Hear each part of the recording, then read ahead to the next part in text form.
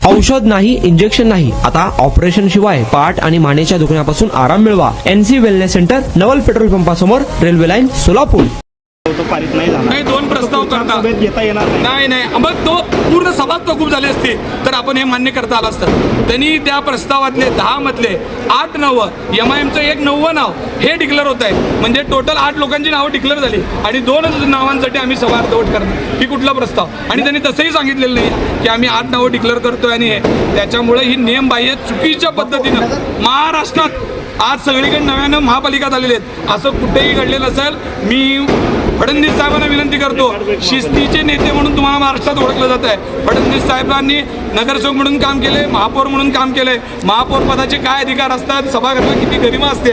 पण अशा पद्धतीनं हॉटेलला बसून जर तुम्ही सभागृह चालवत असाल, पालकमंत्री महोदय तुम्हाला हात जोडून विनंती आहे, तुम्ही जिल्ह्याचा कारभार करा. महापालिकेत अशा पद्धतीचा चुकीचा कारभार करण्याची परंपरा सोलापूरला मांडू नका.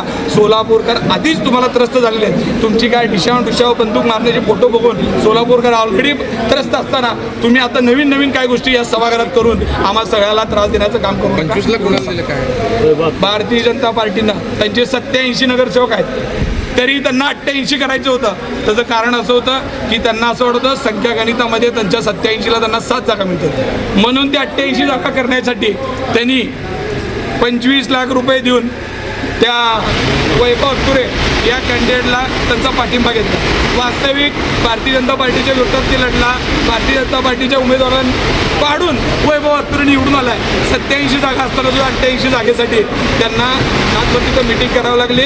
नरेंद्र काळेंनी त्यांना गाडी घालून घेऊन गेलं, आमदारापाशी बसवलं, तिथून नेऊन पैशाची थैली मिळाल्यावर मग तो त्यांच्यामध्ये गेला.